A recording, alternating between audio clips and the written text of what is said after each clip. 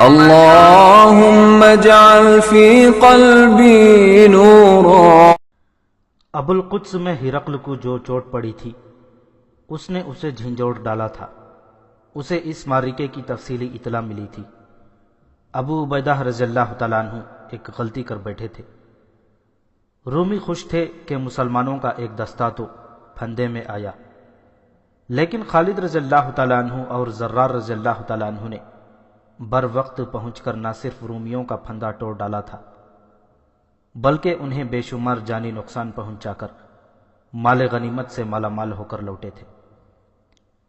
ہرقل کو مسلمانوں کی برق رفتاری نے پریشان کر دیا تھا۔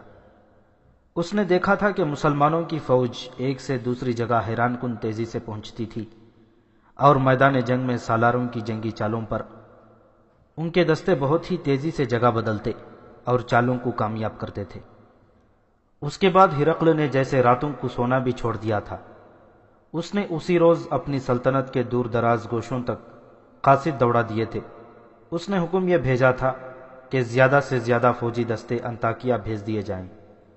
وہ سلطنت کی تمام تر فوج تو اکٹھی نہیں کر سکتا تھا، ہر جگہ فوج کی ضرورت تھی۔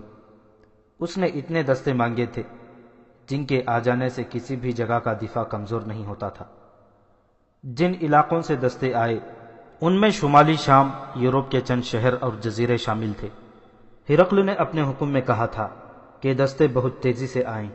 جب یہ آنے لگے تو ان میں سے بعض کو انطاکیہ میں رکھا گیا اور دوسروں کو دریائے اردن کے مغربی کنارے سے ذرا ہی دور ایک مقام بیسان پر بھیج دیا گیا۔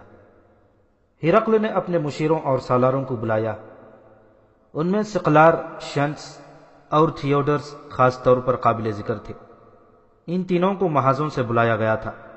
ہرقل نے ان سب کو بتایا کہ مسلمانوں کو فیصلہ کن شکست دینے کے لیے اس نے کیا بندوبست کیا ہے اور سالاروں نے کیا کرنا ہے۔ تم نے دیکھ لیا ہے کہ مسلمان کس طرح لڑتے ہیں، اس نے کہا۔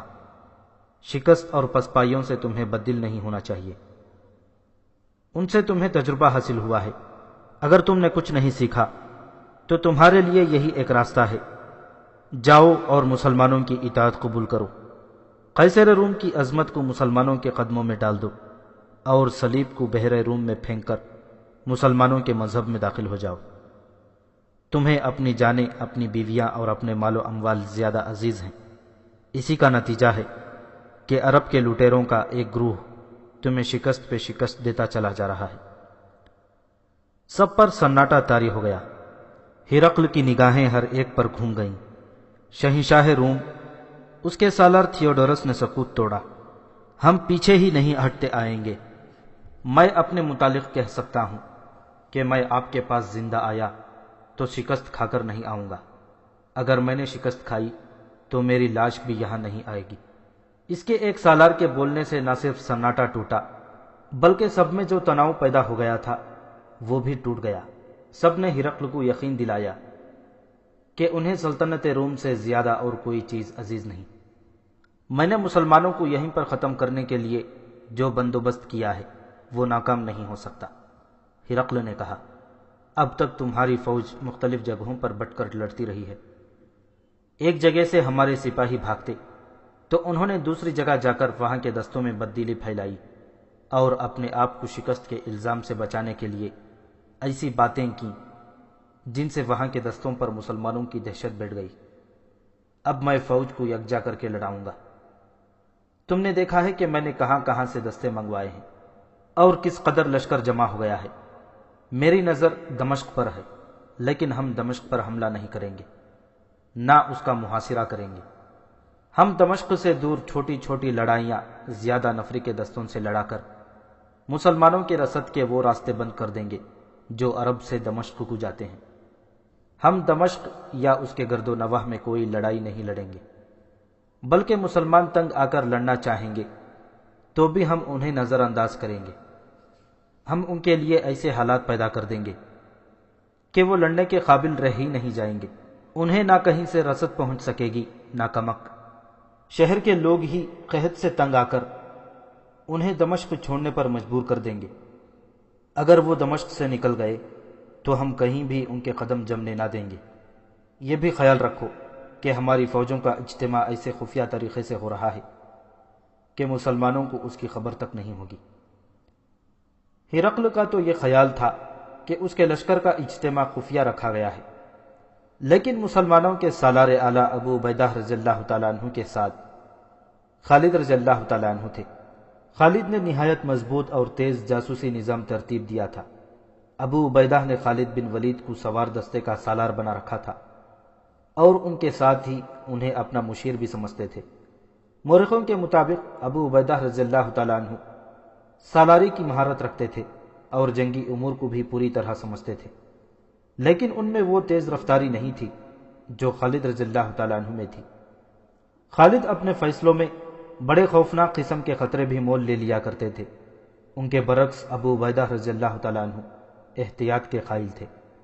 اپنی اس عادت کو سمجھتے ہوئے انہوں نے خالد رضی اللہ تعالیٰ عنہ کو ہر لمحہ اپنے ساتھ رکھا۔ وہ کوئی بھی منصوبہ بناتے یا فیصلہ کرتے تھے تو اس میں خالد رضی اللہ تعالیٰ عنہ کے مشوروں کو خاص طور پر شامل کرتے تھے۔ خالد رضی اللہ تعالیٰ عنہ جاسوسی اور دیکھ بھال کے نظام پر زیادہ توجہ دیا کرتے تھے۔ اب یہ ان کی ذمہ داری نہیں تھی، کیونکہ یہ ذمہ داری سالار اعلیٰ کی تھی، اور خالد رضی اللہ تعالیٰ عنہ دوسرے سالاروں کی طرح عام قسم کے سالار تھے، لیکن اپنی معزولی کے باوجود وہ اپنے فرائض سے بے انصافی گوارا نہیں کرتے تھے۔ انہوں نے جاسوسی کے نظام پر پہلے کی طرح توجہ دیے رکھی۔ اسی کا نتیجہ تھا کہ مسلمان جاسوس رومیوں کی سلطنت کے دور اندر تک چلے گئے تھے۔ ایک روز ایک جاسوس آیا، وہ بہت دور سے آیا تھا۔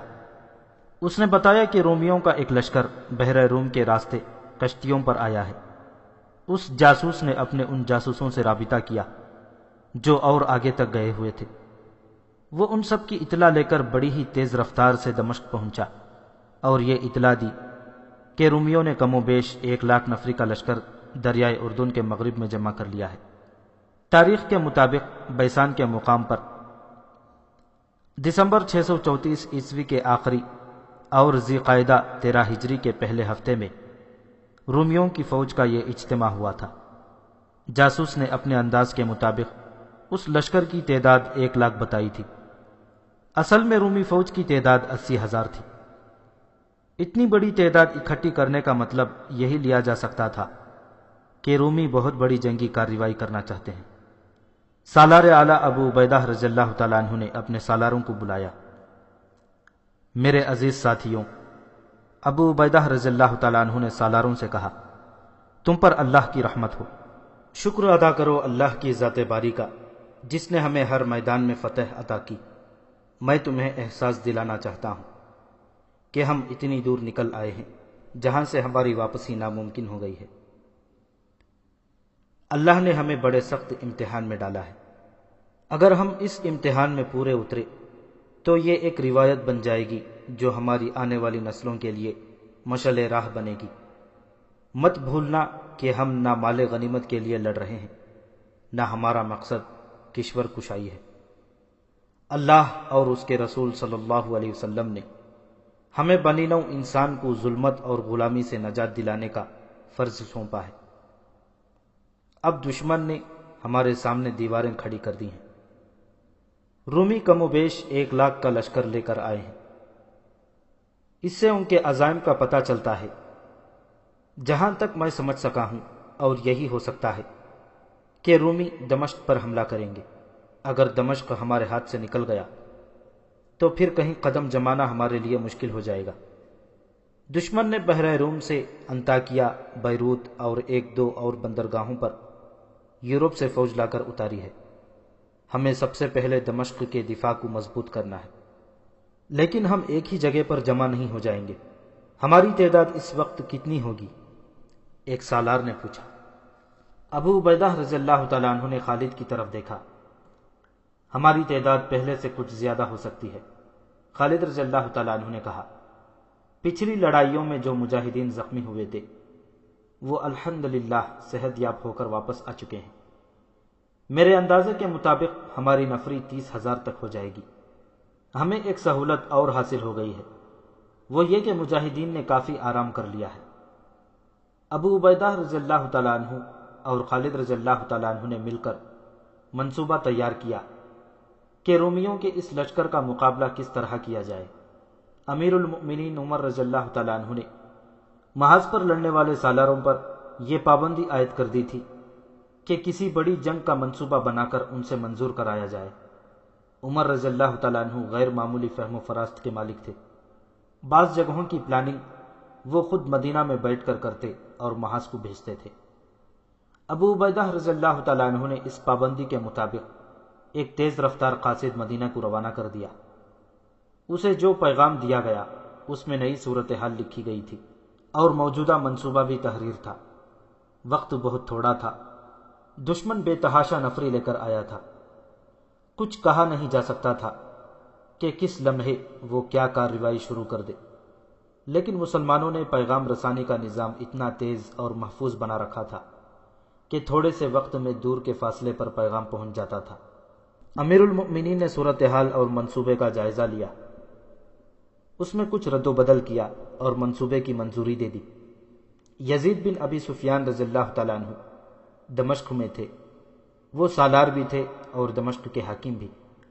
انہیں پیغام بھیجا گیا کہ دشمن کیا صورتحال پیدا کر رہا ہے اور وہ بدستور دمشق میں رہیں۔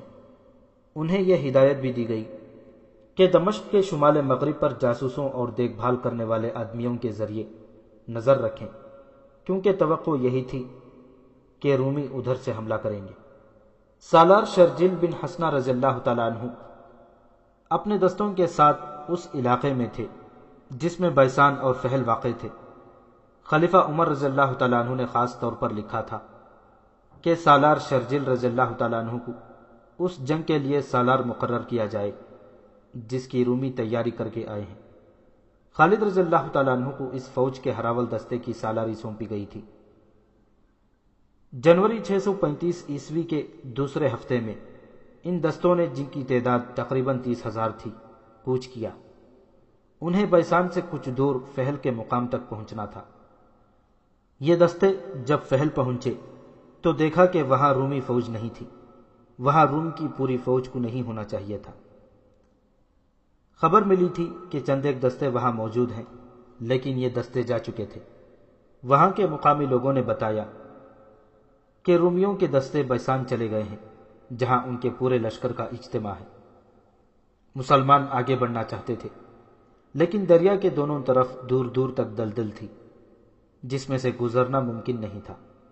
بعض مورخوں نے لکھا ہے کہ یہ دلدل دریا کے دونوں کناروں سے لے کر ایک ایک میل دور تک پھیلی ہوئی تھی۔ یہ علاقہ سطح سمندر سے کئی سو فٹ نیچے ہے اور وہاں اس دور میں نشیب زیادہ تھے۔ دیکھا گیا کہ وہاں دریا کے کنارے ٹوٹے ہوئے نہیں تھے۔ پھر یہ پانی کہاں سے آ گیا تھا جس نے اس نشیبی علاقے کو دلدل بنا ڈالا تھا؟ کچھ دور اوپر جا کر دیکھیں، ایک مقامی آدمی نے بتایا، فہل میں رومی فوج کے دستے رہتے تھے، وہ وہاں چلے گئے۔ اوپر کی طرف جا کر انہوں نے دریا میں پتھروں کا بند باندھا اور دونوں کنارے توڑ دیے۔ اس طرح اوپر سے یہ پانی یہاں آ کر جمع ہو گیا اور پھیلتا چلا گیا۔ رومیوں نے مسلمانوں کو روکنے کا بڑا سخت انتظام کیا تھا۔ رومیوں نے غالباً یہ سوچا تھا کہ مسلمان صحرا میں یا میدان میں چلنے اور لڑنے کے عادی ہیں اور وہ دلدل میں سے نہیں گزر سکیں گے۔ اگر انہوں نے یہ سوچا تھا تو ٹھیک سوچا تھا۔ دلدل مسلمانوں کے لیے بالکل نئی چیز تھی۔ ان کے لیے تو چٹانیں اور پہاڑیاں بھی نئی چیزیں تھیں، لیکن انہوں نے پہاڑی علاقوں میں بھی لڑائیاں لڑی تھیں اور دشمن کو شکست دی تھی۔ وہ دلدل میں سے بھی گزر جاتے، لیکن ان کے پاس اتنا وقت نہیں تھا۔ سالار شرجیل رضی اللہ تعالیٰ عنہ نے دلدل سے کچھ دور ہٹ کر اپنے دستوں کو ایک ترتیب میں کر دیا۔ دائیں اور بائیں پہلوؤں پر ابو عبیدہ رضی اللہ تعالیٰ عنہ اور عمرو بن عاص رضی اللہ تعالیٰ عنہ تھے۔ سوار دستے کی کمان زرار بن ازور رضی اللہ تعالیٰ عنہ کو دی گئی۔ خالد رضی اللہ تعالیٰ عنہ کو وہ دستے دیے گئے جنہیں بیسان کی طرف جانا تھا۔ خالد رضی اللہ تعالیٰ عنہ ہراول میں تھے۔ کچھ آگے گئے تو دلدل نے ان کے پاؤں جکڑ لیے۔ خالد رضی اللہ تعالیٰ عنہ اپنی عادت کے مطابق دلدل میں سے گزرنے کی کوشش کرنے لگے، لیکن دلدل زیادہ ہی زیادہ ہوتی گئی اور وہ مقام آ گیا جہاں دلدل میں سے پاؤں نکالنا بھی ناممکن ہو گیا۔ چنانچہ وہ دلدل میں سے نکلنے لگے۔ نکلنا بھی دشوار ہو گیا۔ بڑی کوشش کے بعد خالد رضی اللہ تعالیٰ عنہ اپنے دستوں کے ساتھ دلدل سے نکلے اور واپس فہل آ گئے۔ رومی سالار ثقلار تجربے کار سالار تھا۔ وہ جنگ کے لیے بالکل تیار تھا۔ مورخ لکھتے ہیں کہ وہ اپنے اس دھوکے کو کامیاب سمجھتا تھا کہ مسلمان دلدل میں سے نہیں نکل سکیں گے۔ اسی دلدلی علاقے میں ایسی جگہ بھی تھی جہاں پانی کے نیچے زمین بہت سخت تھی اور وہاں کیچڑ نہیں تھا، وہاں سے آسانی سے گزرا جا سکتا تھا۔ اس قسم کے راستے کا علم صرف رومیوں کو تھا۔ ثقلار نے اپنے لشکر سے کچھ دستے الگ کیے اور انہیں ایک جگہ اکٹھا کیا۔ عظمت روم کے پاس بانو، اس نے اپنے لشکر سے کہا، آج تمہارا دشمن پھندے میں آ گیا ہے، مسلمان دلدل میں سے نہیں گزر سکے۔ انہوں نے دلدل سے پرے فہل کے مقام پر پڑاؤ ڈال دیا ہے۔ ہم اسی دلدل میں سے جس میں سے مسلمان نہیں گزر سکے انہیں گزر کر دکھائیں گے۔ وہ سمجھتے ہوں گے کہ ان کے آگے دلدل ہے جو انہیں ہم سے محفوظ رکھے گی۔ ہم رات کو حملہ کریں گے، اس وقت وہ اپنے پڑاؤ میں گہری نیند سوئے ہوئے ہوں گے۔ اے رومیوں، یہ رات کی لڑائی ہوگی جو آسان نہیں ہوتی، لیکن آج تمہیں اپنے ان ساتھیوں کے خون کا بدلہ لینا ہے جو اب تک مسلمانوں کے ہاتھوں مارے گئے ہیں۔ تمہیں اپنا شکار سویا ہوا ملے گا، کوئی ایک بھی زندہ نکل کر نہ جائے۔ ان کے گھوڑے، ان کے ہتھیار اور ان کے پاس ہمارا لوٹا ہوا جو مال ہے، یہ سب تمہارا ہے۔ اگر تم ان سب کو ختم کر دو گے تو سمجھو کہ تم نے اسلام کو ختم کر دیا، اور یہی ہمارا مقصد ہے۔ شہنشاہ ہرقل کا یہ وہم دور کر دو کہ ہم مسلمانوں کو شکست دے ہی نہیں سکتے۔ رومی سپاہی یہ سن کر کہ وہ اپنے دشمن کو بے خبری میں جا لیں گے جوش سے پھٹنے لگے۔ ان میں کچھ ایسے بھی تھے جو پہلی لڑائیوں میں مسلمانوں کے ہاتھوں زخمی ہوئے تھے، کئی بھاگے بھی تھے۔ وہ دانت پیس رہے تھے، وہ انتقام کی آگ میں جل رہے تھے، اور وہ مسلمانوں کی اپنی تلواروں سے کٹتا اور برچھیوں سے چھلنی ہوتا دیکھ رہے تھے۔ 23 جنوری 635 عیسوی بمطابق 27 ذی القعدہ 13 ہجری کا سورج غروب ہو گیا تو رومیوں کے سالار ثقلار نے اپنی فوج کو تیاری کا حکم دیا۔ شام بڑی تیزی سے تاریک ہوتی گئی۔ ثقلار نے پیش قدمی کا حکم دے دیا۔ اسے دلدل میں سے گزرنے کا راستہ معلوم تھا۔ اپنے دستوں کو اس نے اس راستے سے گزارا۔ جب تمام دستے گزر آئے تو ثقلار نے انہیں اس ترتیب میں کر لیا جس ترتیب میں حملہ کرنا تھا۔ یہ حملہ نہیں، شب خون تھا، اور یہ ایک طرفہ کارروائی تھی۔ اس ترتیب میں ثقلار نے اپنے دستوں کو فہل کی طرف پیش قدمی کا حکم دیا۔ وہ خود سب سے آگے تھا۔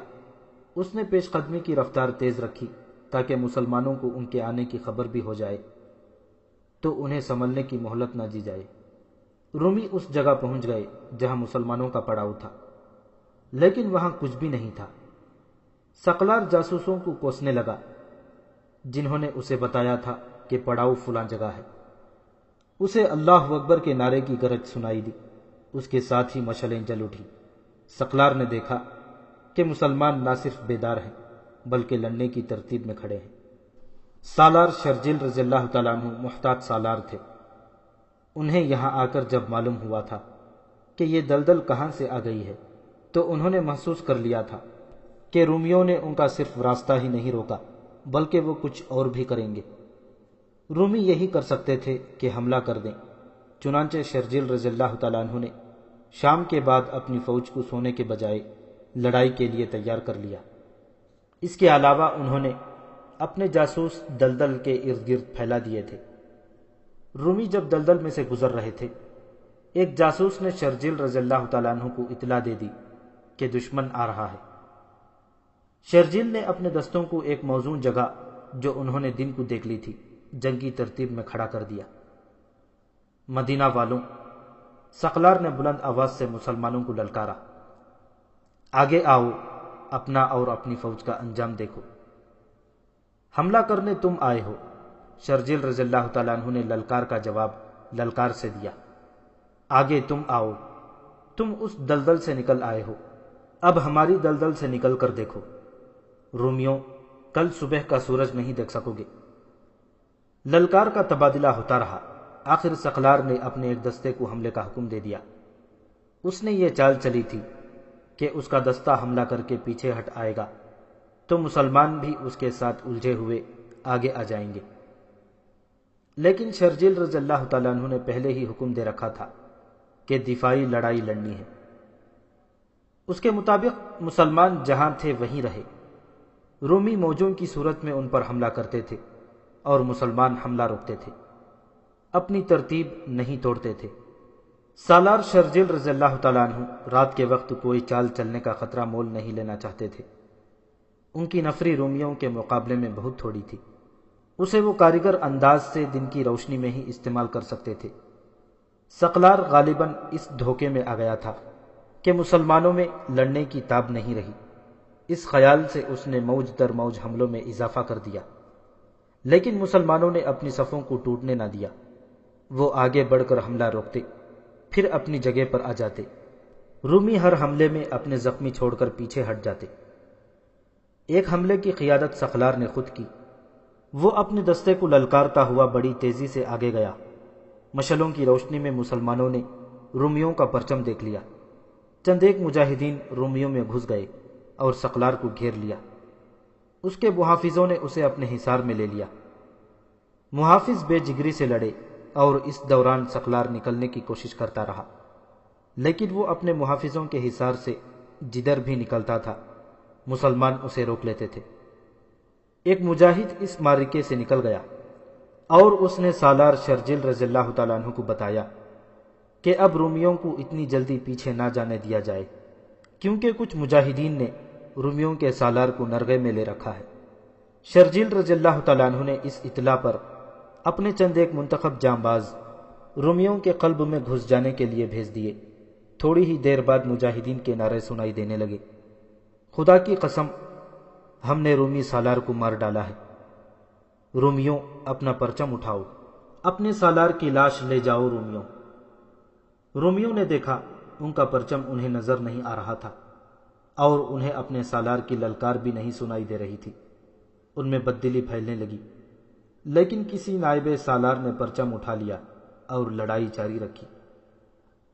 سورج طلوع ہوا، لیکن میدان جنگ کے گرد و غبار میں اسے کوئی دیکھ ہی نہ سکا۔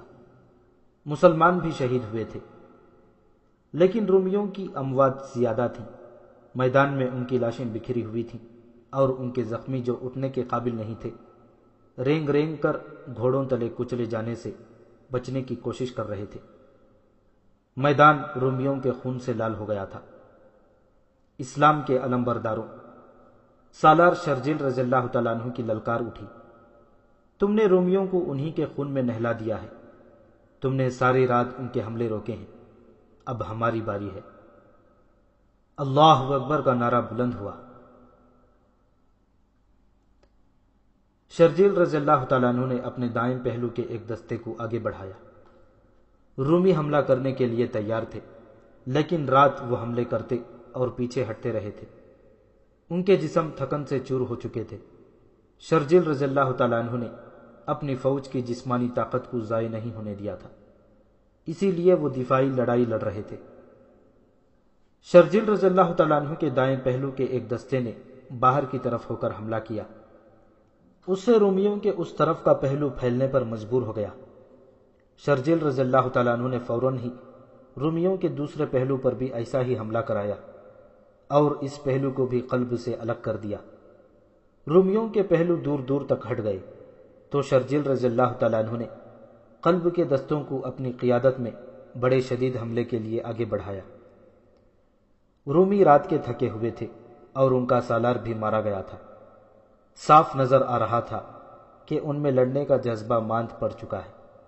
مسلمانوں کے پہلوؤں کے دستے دشمن کے پہلوؤں کو اور زیادہ پھیلاتے چلے گئے۔ وہ اب اپنے قلب کے دستوں کی مدد کو نہیں آ سکتے تھے۔ مسلمانوں کے پہلوؤں کے دستوں کے سالار معمولی سالار نہیں تھے، وہ تاریخ ساز سالار ابو عبیدہ رضی اللہ تعالیٰ عنہ اور عمرو بن عاص رضی اللہ تعالیٰ عنہ تھے، اور قلب کے چند ایک دستوں کے سالار خالد رضی اللہ تعالیٰ عنہ تھے۔ رومیوں کے لیے خالد دہشت کا دوسرا نام بن گیا تھا۔ گھوڑ سوار دستوں کے سالار زرار بن ازور تھے، جو سلطنت روم کی فوج میں اس لیے مشہور ہو گئے تھے کہ وہ میدان جنگ میں آ کر خود اور قمیض اتار کر کمر سے اوپر برہنہ ہو جاتے اور لڑتے تھے۔ انفرادی معرکہ ہوتا یا وہ دستے کی کمان کر رہے ہوتے، اور اس قدر تیزی سے پینترا بدلتے تھے کہ دشمن دیکھتا رہ جاتا اور ان کی برچھی میں پرویا جاتا یا تلوار سے کٹ جاتا تھا۔ مسلمانوں کی نفری بہت کم تھی۔ اس کمی کو ان سالاروں نے ذاتی شجاعت اور جارحانہ قیادت اور عسکری فہم و فراست سے پورا کیا، اور سورج غروب ہونے میں کچھ دیر باقی تھی جب رومی نفری کی افراد کے باوجود منہ موڑنے لگے۔ رومیوں میں یہ خوبی تھی کہ وہ تیتر بتر ہو کر بھاگا نہیں کرتے تھے۔ ان کی پسپائی منظم ہوتی تھی، لیکن فہل کے معرکے سے وہ بے طرح بھاگنے لگے۔ ان کی مرکزی قیادت ختم ہو چکی تھی، اور ان کا جانی نقصان اتنا ہوا تھا کہ نہ صرف یہ کہ ان کی نفری کم ہو گئی تھی، بلکہ اتنا زیادہ خون دیکھ کر ان پر خوف طاری ہو گیا تھا۔ ان کی ایسی بے ترتیب پسپائی کی وجہ اور بھی تھی۔ ان کا سالار سقلار انہیں دلدل میں سے نکال لایا تھا۔ اسے معلوم تھا کہ کہاں سے زمین سخت ہے، جہاں پاؤں کیچڑ میں نہیں دھنسیں گے، مگر اب ان کے ساتھ وہ سالار نہیں تھا۔ اس کی لاش میدان جنگ میں پڑی تھی۔ سپاہیوں نے اس لیے بھاگنا شروع کر دیا کہ وہ جلدی جلدی دلدل میں وہ راستہ دیکھ کر نکل جائیں۔ سالار شرجیل رضی اللہ تعالیٰ عنہ نے دشمن کو یوں بھاگتے دیکھا تو انہیں دلدل کا خیال آیا۔ انہوں نے دشمن کے تعاقب کا حکم دے دیا۔ مسلمان پیادے اور سوار نعرے لگاتے ان کے پیچھے گئے تو رومی اور تیز دوڑے، لیکن دلدل نے ان کا راستہ روک لیا۔ ہڑبونگ اور افراتفری میں انہیں یاد ہی نہ رہا کہ دلدل میں سے وہ کہاں سے گزر آئے تھے۔ ان کے پیچھے بھی موت تھی، آگے بھی موت۔ وہ دلدل میں داخل ہو گئے اور اس میں دھنسنے لگے۔ مسلمان بھی دلدل میں چلے گئے تھے اور انہیں بری طرح کاٹا۔ جو رومی دلدل میں اور آگے چلے گئے تھے انہیں تیروں کا نشانہ بنایا گیا۔ دریا کا پانی چھوڑ کر رومیوں نے جو دلدل پیدا کر دی تھی کہ مسلمان آگے نہ بڑھ سکیں، وہ دلدل رومیوں کے لیے ہی موت کا پھندا بن گئی۔ فہل میں لڑنے والے اس معرکے کو ذات الرغا یعنی کیچڑ کی لڑائی کہا جاتا ہے۔ اس میں بہت تھوڑے رومی بچ سکے، وہ بیسان چلے گئے تھے۔ اس معرکے میں 10,000 رومی مارے گئے تھے، اور جو زخمی ہو کر میدان جنگ میں رہ گئے تھے ان کی تعداد بھی کچھ کم نہیں تھی۔ سالار شرجیل رضی اللہ تعالیٰ عنہ نے وہاں زیادہ رکنا مناسب نہ سمجھا۔ وہ دشمن کے ساتھ سائے کی طرح لگے رہنا چاہتے تھے تاکہ دشمن پھر سے منظم نہ ہو سکے۔ انہوں نے ابو عبیدہ رضی اللہ تعالیٰ عنہ اور خالد رضی اللہ تعالیٰ عنہ کو چند ایک دستوں کے ساتھ فہل میں رہنے دیا اور خود باقی ماندہ فوج کے ساتھ آگے بڑھے، لیکن دلدل نے پھر ان کا راستہ روک لیا۔ انہوں نے 2-3 زخمی رومیوں سے پوچھا کہ دلدل سے پار جانے کا راستہ کون سا ہے۔ زخمی رومیوں نے انہیں ایک اور راستہ بتا دیا۔ یہ بڑے ہی دور کا چکر تھا، لیکن دلدل سے گزرنے میں بھی اتنا ہی وقت لگتا تھا جتنا دوسرا راستہ اختیار کرنے میں۔ شرجیل رضی اللہ تعالیٰ عنہ نے ابو عبیدہ رضی اللہ تعالیٰ عنہ اور خالد رضی اللہ تعالیٰ عنہ کو ان دستوں کے ساتھ فہل میں چھوڑ دیا اور دلدل سے دور ہٹ کر اس راستے سے گزر گئے جو رومی زخمیوں نے انہیں بتایا تھا۔ انہیں دریائے اردن بھی عبور کرنا پڑا۔ انہوں نے آگے بڑھ کر بیسان کا محاصرہ کر لیا۔ بیسان میں رومیوں کی خاصی نفری تھی۔ ہرقل نے نفری کے بلبوتے پر مسلمانوں کو فیصلہ کن بلکہ تباہ کن شکست دینے کا انتظام کیا تھا۔ اس کے منصوبے کی پہلی ہی کڑی ناکام ہو گئی تھی۔ فہل کے معرکے کے بھاگے ہوئے رومی چند ایک ہی خوش قسمت تھے جو دلدل میں سے نکل گئے تھے۔ ان کی پناہ بیسان ہی تھی۔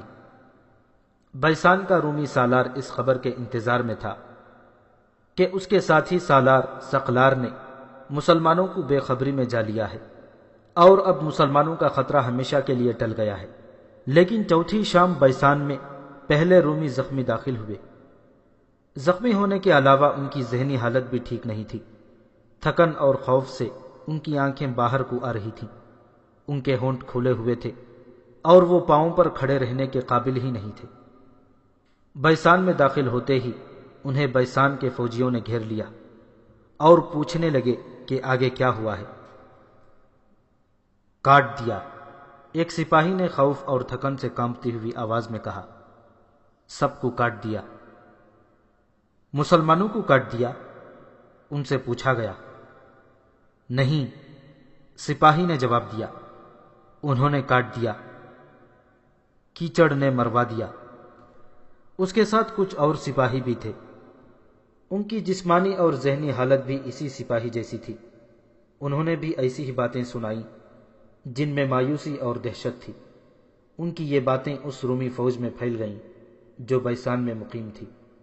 اس فوج میں ایسے سپاہی بھی تھے جو کسی نہ کسی معرکے میں مسلمانوں سے لڑ چکے تھے۔ انہوں نے فہل سے آئے ہوئے سپاہیوں کی باتوں میں رنگ آمیزی کی، اس کا اثر رومیوں پر بہت برا پڑا۔ میں کہتا ہوں وہ انسان ہیں ہی نہیں، ایک سپاہی نے مسلمانوں کے متعلق کہا۔ ہماری فوج جہاں جاتی ہے مسلمان وہاں جیسے اڑ کر پہنچ جاتے ہیں، ان کی تعداد ہم سے بہت کم ہوتی ہے، ایک اور سپاہی نے کہا۔ لیکن لڑائی شروع ہوتی ہے تو ان کی تعداد ہم سے زیادہ نظر آنے لگتی ہے۔ دہشت کے مارے ہوئے ان زخمی سپاہیوں کی باتیں جو ہوا کی طرح بیسان کے کونوں کھدروں تک پہنچ گئی تھیں جلدی سچ ثابت ہو گئیں۔ ایک شور اٹھا، مسلمان آ گئے ہیں، مسلمانوں نے شہر کا محاصرہ کر لیا ہے، اور اس کے ساتھ ہی بیسان کے اندر ہڑبونگ مچ گئی۔ ان لوگوں میں سے کوئی بھی قلعے سے باہر نہیں جا سکتا تھا، دروازے بند ہو چکے تھے، وہ اب اندر ہی چھپنے کی کوشش کر رہے تھے۔ درہم و دینار اور سونا وغیرہ گھروں کے فرشوں میں دبانے لگے۔ رومی فوج قلعے کی دیواروں پر اور برجوں میں جا کھڑی ہوئی۔ رومیوں، سالار شرجیل رضی اللہ تعالیٰ عنہ نے للکار کر کہا، خون خرابے کے بغیر قلعہ ہمارے حوالے کر دو۔ اس کے جواب میں اوپر سے تیروں کی بوچھاڑیں آئیں، لیکن مسلمان ان کی ضد سے دور تھے۔ رومیوں، سالار شرجیل رضی اللہ تعالیٰ عنہ نے ایک بار پھر اعلان کیا، ہتھیار ڈال دو، جزیہ قبول کر لو، نہیں کرو گے تو بیسان کی اینٹ سے اینٹ بجا دیں گے، تم سب مردہ ہوگے یا ہمارے قیدی، ہم کسی کو بخشیں گے نہیں۔ رومی فوج میں تو مسلمانوں کی دہشت اپنا کام کر رہی تھی، لیکن اس فوج کے سالار اور دیگر عہدیدار جنگجو تھے، اپنی عسکری روایات سے اتنی آسانی سے دستبردار ہونے والے نہیں تھے۔ انہوں نے نہ ہتھیار ڈالنے پر آمدگی ظاہر کی، نہ جزیہ کی ادائیگی قبول کی۔ مسلمان ایک رات اور ایک دن مسلسل لڑے تھے، پھر انہوں نے بھاگتے رومیوں کا تعاقب کیا، پھر بیسان تک آئے تھے۔ انہیں آرام کی ضرورت تھی۔ شرجیل رضی اللہ تعالیٰ عنہ نے انہیں آرام دینے کے لیے فوری طور پر قلعے پر دھاوا نہ بولا، البتہ خود قلعے کے ارد گرد گھوڑے پر گھوم پھر کر دیکھتے رہے کہ دیوار کہیں سے کمزور ہے یا نہیں، یا کہیں سے سرنگ لگائی جا سکتی ہے۔ 7-8 روز گزر گئے۔ رومی اس خوش فہمی میں مبتلا ہو گئے کہ مسلمان قلعے پر ہلہ بولنے کی ہمت نہیں رکھتے، لیکن رومی سالار یہ بھی دیکھ رہا تھا کہ ان کی اپنی فوج کی ہمت مان پڑی ہوئی ہے۔ اس نے اپنی فوج کے جذبے کو بیدار کرنے کے لیے یہ فیصلہ کیا کہ وہ باہر نکل کر مسلمانوں پر حملہ کر دے اور قلعے کی لڑائی کا فیصلہ قلعے سے باہر ہی ہو جائے۔ اگلے ہی روز قلعے کے تمام دروازے کھل گئے اور ہر دروازے سے رومی فوج رکے ہوئے سیلاب کی طرح نکلی۔ اس میں زیادہ تر سوار دستے تھے۔ انہوں نے طوفان کی مانند مسلمانوں پر حملہ بول دیا۔ مسلمانوں کے لیے یہ صورتحال غیر متوقع تھی۔ ان کی نفری بھی دشمن کے مقابلے میں کم تھی۔ پہلے تو ایسے لگتا تھا جیسے رومی مسلمانوں پر چھا گئے ہیں اور مسلمان سنبھل نہیں سکیں گے، لیکن سالار شرجیل رضی اللہ تعالیٰ عنہ عام سی قسم کے سالار نہیں تھے۔ انہوں نے دماغ کو حاضر رکھا اور قاصدوں کو دوڑا دوڑا کر اور خود بھی دوڑ دوڑ کر اپنے دستوں کو پیچھے ہٹنے کو کہا۔ مسلمانوں نے اس حکم پر فوری عمل کیا اور پیچھے ہٹنے لگے۔ اس کے ساتھ ہی شرجیل رضی اللہ تعالیٰ عنہ نے بہت سے مجاہدین کو قلعے کے دروازوں کے قریب بھیج دیا۔ ان میں زیادہ تر تیر انداز تھے۔ ان کے لیے یہ حکم تھا کہ رومی واپس دروازوں کی طرف آئیں تو ان پر اتنی تیزی سے تیر پھینکیں کہ وہ دروازوں سے دور رہیں۔ شرجیل رضی اللہ تعالیٰ عنہ اور ان کے کمانڈروں نے اپنے دستوں کو محاصرے کی ترتیب سے میدان کی لڑائی کی ترتیب میں کر لیا۔ وہ اتنا پیچھے ہٹ آئے تھے کہ رومی قلعے سے دور آ گئے۔ اب شرجیل رضی اللہ تعالیٰ عنہ نے اپنے انداز سے جوابی حملہ کیا۔ رومی اپنے حملے میں اتنے مگن تھے کہ وہ بکھرے رہے۔ مسلمانوں نے حملہ کیا تو رومی بے ترتیبی کی وجہ سے حملے کا مقابلہ نہ کر سکے۔ وہ قلعے کی طرف دوڑے تو ادھر سے مسلمانوں کی تیروں نے انہیں گرانا شروع کر دیا۔ مسلمانوں کی تیر اندازی بہت تیز اور مہلک تھی۔ رومیوں کا لڑنے کا جذبہ پہلے ہی ٹوٹا ہوا تھا، اب جذبہ بالکل ہی ختم ہو گیا۔ رومیوں کا جانی نقصان اتنا زیادہ تھا جسے وہ برداشت نہیں کر سکتے تھے۔